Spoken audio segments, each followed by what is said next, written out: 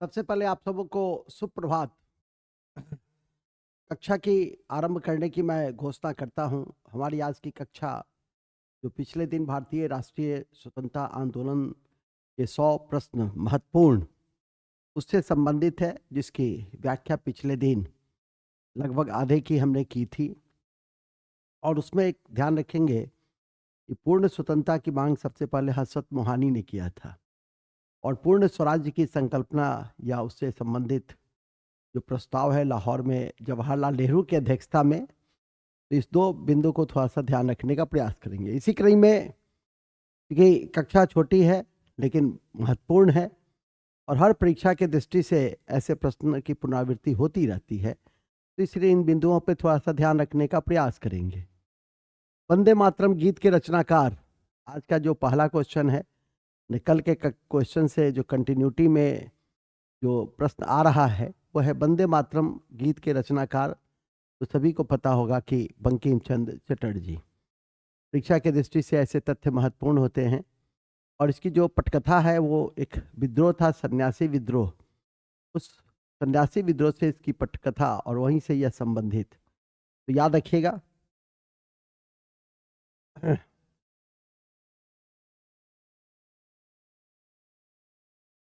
रचनाकार हो गए, दोनों की प्रश्न के उत्तर एक ही हैं। निम्नलिखित वर्गों में से कौन 1905 के स्वदेशी आंदोलन से मुख्यतः अप्रभावित रहा?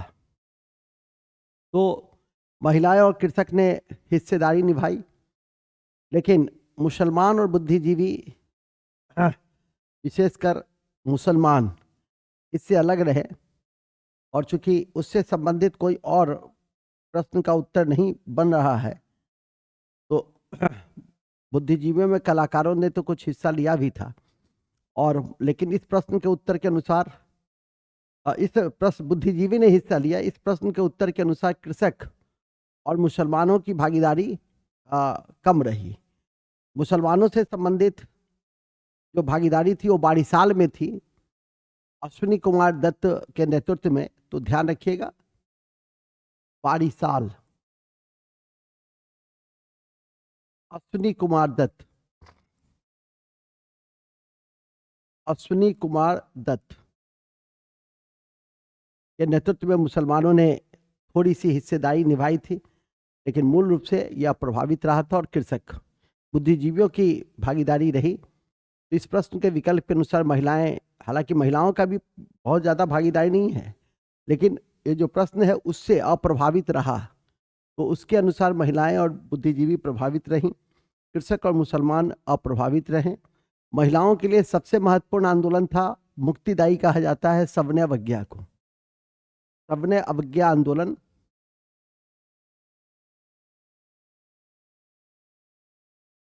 अवज्ञा आंदोलन महिलाओं के लिए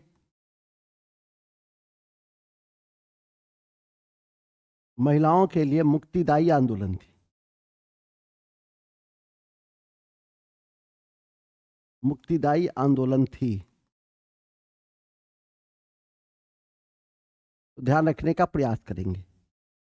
बंगाल विभाजन से जुड़े भारत के वायसराय का नाम, ये तो बहुत सिंपल है, कल भी इस पर परिचर्चा हुई थी, लॉर्ड कर्जन, जो भारत की राष्ट्रवाद की धारा को कुंद करने के लिए और प्रशासनिक सुविधा के नाम पर लॉर्ड कर्जन ने इसकी शुरुआत, बंगाल का विभाजन किया था। इसके अलावा बंगाल का विभाजन 1905 में किया गया, ध्यान रखें। बंगाल का विभाजन 16 अक्टूबर 1905 को किया गया, दोनों रूपों में याद रखेंगे। और 19 जुलाई को इसकी घोषणा हुई थी, और 19 जुलाई को बंगाल की विभाजन की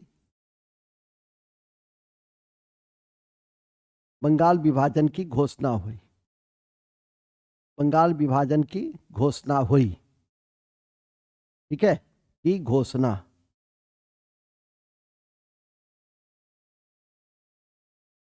नेक्स्ट, 1905 में बंगाल विभाजन के समय, ये भी लॉर्ड कर्जन ही है, बंगाल विभाजन की घोषणा 19 जुलाई 1905 को हुई। भारतीय राष्ट्रीय आंदोलन में गर्मपंथियों के प्रभावाधीन 1906 के बाद, इसको ध्यान रखिएगा, क्योंकि 1885 से 1905 तक उदारवादी कहा जाता है, उदारवाद कहा जाता है, उदारवादी युग। लेकिन 1905 के बाद 1970 तक गर्म युग कहा जाता है, गर्मपंथियों का युग कहा जाता है, लाल बाल और पाल का। तो ध्यान रखेंगे। 1908 में बाल गंगाधर तिलक को जेल हुई थी, 6 वर्षों के लिए हुई थी, और मांडले जेल भेजा गया था। मांडले जेल ये बड़ा इंपॉर्टेंट जेल है, ध्यान रखिएगा। बर्मा में, जो आज म्यांमार के रूप में जाना जाता है, ठीक है, जो आज म्यांमार के रूप में जाना जाता है, और भारत बर्मा से कब अलग हुआ? 1935 के एक्ट में, लेकिन 1937 में अलग हुई थी, में अलग। तो ध्यान रखिएगा इस तथ्य को भी। अधिकतर नरमपंथी जो नेता थे वो शहरी क्षेत्रों से ही आते थे। ग्रामीण क्षेत्र में तो राष्ट्रीय आंदोलन का प्रवेश तब हुआ जब गांधी जी ने राष्ट्रीय आंदोलन का नेतृत्व किया। नहीं तो बड़े शहरों में उदारवादी लोगों का, उदारवादी युग बड़े शहरों तक था, छोटे शहरों तक गर्मपंथी का था, थोड़ा सा पेनिट्रेशन होने लगा था ग्रामीण क्षेत्रों में। लेकिन ग्रामीण क्षेत्र जो प्रभावित हुआ वो 1917 के बाद, जब गांधी आंदोलन से जुड़े, और उनके प्रश्न भी ऐसे ही होते थे, गांव के प्रश्न होते थे, खेतों के प्रश्न होते थे, खलियान के प्रश्न थे। चंपारण इसका जीता जागता उदाहरण है, जो तीन कठिया प्रथा के विरोध में उन्होंने शुरू किया था। उग्रपंथी कौन नहीं थे? गोपाल कृष्ण गोखले उग्रपंथी नहीं थे, जो गांधी के गुरु थे। 1905 में servant of India society, Bharat सेवक समाज, भारत सेवक समाज की नींव रखी थी। तो ये एक इंपॉर्टेंट पॉइंट है। निम्नलिखित में से कौन सा नेता कांग्रेस के गर्म दल से संबंधित था? तो अरविंद घोष, इस विकल्प के अनुसार अरविंद घोष है। उन्होंने भी एक पत्रिका का संपादन किया था, वंदे मातरम। तो कहीं पर इस तरह के तथ्य आवे तो ध्यान रखिए। निम्नलिखित में से कौन नरमपंथी नहीं थे? तो क्वाइट नेचुरल, एक ही विकल्प सामने है, लाल बाल पाल नरमपंथ थे। तो इतना ही पर आपके क्वेश्चन बन जाएंगे। राष्ट्रीय आंदोलन में निम्नलिखित में से किसको नरमपंथी दल के तौर पे नहीं माना जाता है? तो बाल गंगाधर तिलक को। सारे पूछे हुए प्रश्न हैं, उसी का कंपाइलेशन किया हुआ है। बंगाल 1905 में विभाजित हुआ, जिसके विरोध के फलस्वरूप यह दोबारा विभाजित हुआ था 1911 में, और बिहार और उड़ीसा को बंगाल से अलग कर दिया गया। तो ध्यान रखिएगा। एवं कैपिटल की ट्रांसफर भी हुई थी, लॉर्ड हार्डिंग की घोषणा। जॉर्ज पंचम भी भारत आए थे, तो ये से भी ध्यान में रखेंगे। निष्क्रिय विरोध के सिद्धांत अरविंद घोष ने दिया था, पैसिव रेसिस्टेंस। तो काफी महत्वपूर्ण है ये क्वेश्चन, बराबर परीक्षा में पूछा भी जाता है, तो ध्यान रखेंगे। लॉर्ड कर्जन के बंगाल विभाजन किस वर्ष रद्द किए गए? 1911 में। कि बंगाल विभाजन को 1911 में रद्द कर दिया गया, जो अभी आपने देखा। 1905 ईस्वी में विभाजन के पश्चात बंगाल एक प्रांत के रूप में पुनः एकीकृत हुआ 1911 में। ध्यान रखेंगे। बंगाल के कांग्रेस के नरम दल के नेताओं के आंदोलन की पद्धति क्या थी? कांग्रेस के नरम दल के नेताओं के आंदोलन की पद्धति थी कि प्रे पेटिशन, प्रोटेस्ट प्रोग्राम, ठीक है, ये उनके मुख्य बिंदु थे। प्रे petition, petition, protest, protest, protest और प्रेस, प्रोग्राम। तो ये प्रोटेस्ट से संबंधित है, ठीक है, तो ध्यान रखिएगा। नेशनल काउंसिल ऑफ एजुकेशन की स्थापना 1906 में हुई थी, 15 अगस्त 1906 को किया गया था, जिसे ध्यान रखिए। बंगाल विभाजन के बाद कौन सा आंदोलन शुरू हुआ था? स्वदेशी आंदोलन, काफी महत्वपूर्ण है, इसे याद रखें, सुरेंद्र नाथ बनर्जी के नेतृत्व में। भारत में स्वदेशी आंदोलन किस दौरान हुआ था? तो बंगाल विभाजन के विरोध में। इतनी बार एक क्वेश्चन पूछा हुआ है कि रिपीटेड है। बंगाल विभाजन के विरोध में छेड़ा गया कौन सा आंदोलन था? तो स्वदेशी आंदोलन। बंगाल विभाजन के प्रत्याघात के रूप में कौन सा आंदोलन शुरू हुआ था? इसका भी स्वदेशी आंदोलन ही उत्तर होगा, किसी भी रूप में रहेगा स्वदेशी आंदोलन। किस काल में स्वदेशी आंदोलन का भारत में उत्थान हुआ? बंगाल विभाजन के विरोधी आंदोलन के रूप में। कितने तरीके से इस क्वेश्चन को पूछा है उसको देख सकते हैं। शेरे पंजाब किसे कहा गया? लाला लाजपत राय को। और भगत सिंह ने 1926 में, याद रखिएगा, 1926 में भारत नौजवान सभा की नींव रखी थी। भारत नौजवान सभा की नींव रखी, इसे ध्यान रखें। लाला लाजपत राय संबंधित थे भारतीय राष्ट्रीय कांग्रेस से, ठीक है, तो ध्यान रखिएगा लाला लाजपत राय का संबंध भारतीय राष्ट्रीय कांग्रेस से रहा, तो ये एक इंपॉर्टेंट पॉइंट है। बाल गंगाधर तिलक लोकमान्य तिलक के नाम से कब जाने गए? ठीक है, तो इसमें बाल गंगाधर तिलक लोकमान्य के नाम से तब जाने गए कि जब शिवाजी और गणपति महोत्सव उन्होंने शुरू किया था 1893 के बाद, लोकमान्य के रूप में उन्हें जाना गया। और स्वराज हमारा जनसिद्ध अधिकार है, हम इसे लेकर रहेंगे, यह नारा उन्होंने होम रूल आंदोलन के समय में दिया, ठीक है। किस वर्ष में हिंदुस्तान रिपब्लिकन एसोसिएशन की स्थापना हुई थी? 1924 में। और समाजवादी शब्द 1928 में जुड़ा था। कम्युनिस्ट इंटरनेशनल सदस्य बनने वाला पहला भारतीय कौन थे? एम.एन. राय। यह बहुत इंपॉर्टेंट फैक्ट है, इसे ध्यान रखेंगे। 1923 से 28 के काल में भारतीय राजनीति में क्रांतिकारी गतिविधियां की पुनरावृत्ति का क्या कारण था? गांधी जी के द्वारा असहयोग का स्थगन, ये इंपॉर्टेंट कारण था। चौरी चौरा कांड के उपरांत असहयोग को गांधी जी ने वापस ले लिया था, तो सुभाष चंद्र बोस ने अपनी आत्मकथा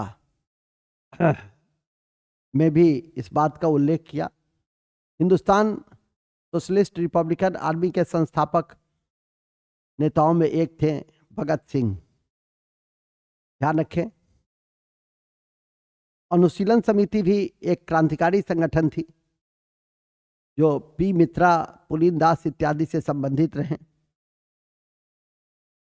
अभिनव भारत कौन से संबंधित कौन थे? तो बी.डी. सावरकर। अभिनव भारत, बी.डी. सावरकर और पी मित्रा। अनुशीलन समिति, ये क्वेश्चन बहुत अच्छा क्वेश्चन है, पूछा जाता है बराबर, ध्यान रखें।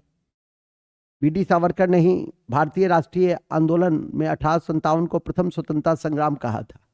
मैडम कामा 1907 में प्रथम तिरंगा ध्वज कहां फहराया था? स्टुटगार्ट में।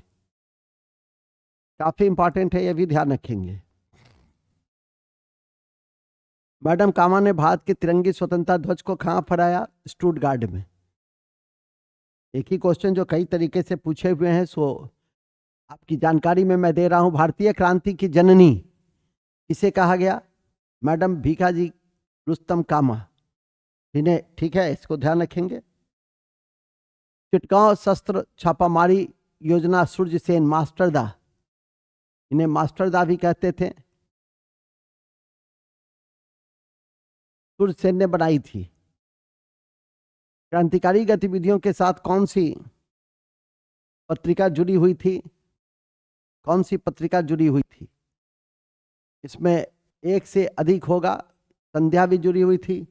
अच्छा, जुड़ी हुई नहीं थी। एक मिनट रुक जाइएगा। जुड़ी हुई नहीं थी। ये भी जुड़ा हुआ था, ये भी जुड़ा हुआ था। यंग इंडिया नहीं जुड़ा हुआ था गांधी जी का। ठीक है, तो ध्यान रखेंगे।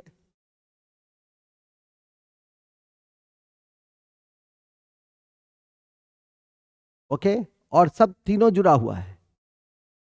यही अपने आप में काफी भी है। भगत सिंह सदस्य थे हिंदुस्तान सोशलिस्ट रिपब्लिकन एसोसिएशन के। भारत में अभिनव भारत नामक एक गुप्त संगठन अंग्रेजों का मुकाबला करने के लिए बीडी सावरकर के द्वारा बनाया गया था। एक बार देख लेंगे तो ऐसे ही याद हो जाएगी। और अभी बताया भी था, पी मित्रा बंगाल में अनुशीलन समिति के संस्थापक थे। इन महिलाओं में से कौन क्रांतिकारी आंदोलन से संबंध थी? भीखाजी कामा। और सब राष्ट्रीय आंदोलन से संबंधित थी। 1904 में स्थापित अभिनव भारत क्या था? क्रांतिकारी संगठन थी बीडी सावरकर की। सन 1906 ईस्वी में लंदन में अभिनव भारत सोसाइटी की स्थापना किसने की थी? बीडी सावरकर ने। अभिनव भारत जैसे कोई भी शब्द का संबंध सीधे तौर पर आप बीडी सावरकर से जोड़कर देख सकते हैं। इस वर्ष बीडी सावरकर ने हिंदू महासभा की अध्यक्षता की थी, तो 1938 में किया था। 1938 में 1938 में किया था। सरकार के विरोध में असेंबली में बम फेंकने के समय भगत सिंह की उम्र क्या थी? 21 वर्ष से अधिक। लंदन में इंडियन हाउस के संस्थापक, ये काफी इंपॉर्टेंट है, इसे याद रखिएगा। श्यामजी कृष्ण वर्मा, भूलना नहीं है। और तारकनाथ दास ने एक किताब लिखी थी, फ्री हिंदुस्तान। इस दोनों को ध्यान रखना सुनिश्चित करेंगे। काकोरी ट्रेन डकैती कांड में किन क्रांतिकारियों को फांसी दी गई थी? रामप्रसाद बिस्मिल और अशफाकुल्लाह खां को। ध्यान रखेंगे, काफी इंपॉर्टेंट है काकोरी ट्रेन डकैती। जिमरमैन योजना का संबंधित व्यक्ति कौन है?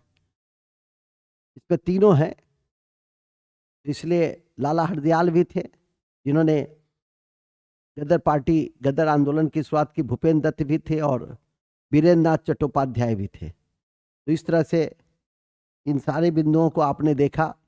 कल के जो 50 क्वेश्चन के आसपास और आज जो रेस्ट क्वेश्चंस थे उसकी पुनरावृत्ति, कुछ कई प्रश्नों की पुनरावृत्ति है जो कई तरीकों से पूछा हुआ है।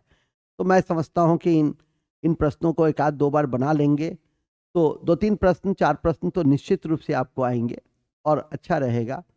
चलते फिरते ढंग से भी आप इसकी जानकारी एक बार पुनः प्राप्त कर लेंगे और अपने पाठ्यक्रम की पुनरावृत्ति करते रहेंगे। जय हिंद, जय Bharat. Thank you very much. बहुत बहुत धन्यवाद।